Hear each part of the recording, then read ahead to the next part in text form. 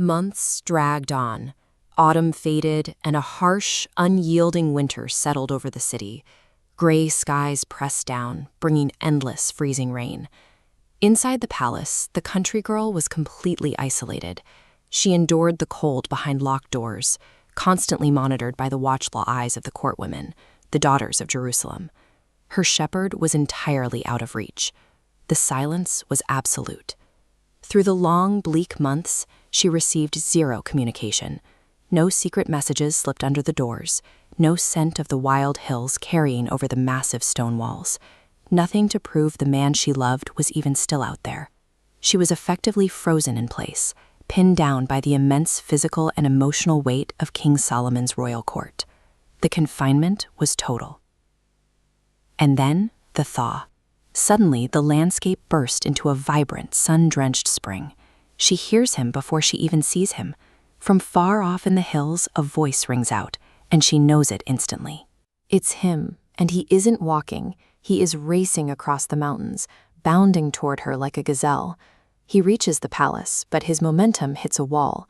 A heavy stone lattice stands between them, keeping sunlight out and trapping her in shadows. Pressing his face against the stone, he speaks with an urgency she hasn't heard before. He tells her the season of isolation is over. The harsh winter rains are over, entirely gone. The wild has come back to life. He points to the evidence. The turtle doves have returned, the grapevines are giving off their fragrance, and the fig trees are already budding with bright new growth. Then he issues a direct, passionate command. He calls her his dove, hiding in the dark clefts of the rock, and tells her to show her face. "Arise," he says, "come away." The shepherd's call serves as a violent wake-up. He is demanding she mimic the earth, shattering her own frozen state to finally break free from her royal cage. The heavy security of the palace makes an immediate escape impossible. But during a walk just outside the city walls, among the sun-baked vineyards, she sees a tiny window of opportunity.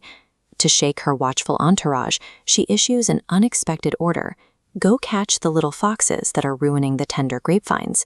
She sends the court women chasing after animals that might not even exist. The distraction works. In that quiet, empty space, her shepherd appears. He brings the wild with him, handing her fresh-cut lilies from the hills. They stand together in the warm afternoon sun, finally close again. Breathing in the scent of the flowers, she makes her declaration of mutual belonging. "My beloved is mine, and I am his, he who pastures among the lilies." But the clock is already ticking. She knows the court women will return as soon as the day's heat peaks and the shadows flee. She tells him that he has to run, to make himself like a gazelle on the mountains and vanish. Before, they shared wild, untamed hours beneath cedar trees. This is completely different. It's hurried, measured, a stolen afternoon that serves as a painful reminder of her captivity, rather than a real escape. The sunlight fades. The court women return from their hunt. She is quickly marched back inside the heavy stone walls of the palace, and the doors are locked. The bright colors of the vineyard are replaced by deep, oppressive darkness. It is the middle of the night, and she is lying completely alone on her bed. That short afternoon together did not satisfy her. Hearing his voice, holding the lilies, experiencing his presence for just a few minutes, it tore open a longing she can no longer contain. The physical distance has become intolerable. Driven by pure, reckless desperation, she decides she cannot stay in that room for another second. She makes a completely reckless, impossible decision. She leaves her room and walks out alone into the dangerous, hostile streets of ancient Jerusalem in the dead of night. She searches everywhere. She scours the empty market squares and hurries down claustrophobic, winding stone alleys, hunting for the man her soul loves. But he isn't there. Her frantic search carries her to the very edge of the city, where armed sentries are patrolling the massive outer walls with torches. She walks right up to the heavily armed guards and asks a wildly dangerous question. "Have you seen the man my soul loves?" They have no answer, so she pushes straight past them, leaving the city entirely and stepping into the open darkness. Any fear of King Solomon's military or the hazards of the night is gone. Her need for her shepherd has completely overridden her terror, pushing her to shatter the physical boundaries of her world. And there, just beyond the watchful eyes of the sentries, she finally finds him in the moonlight. She seizes him with a sudden, fierce strength. This is an act of total possession.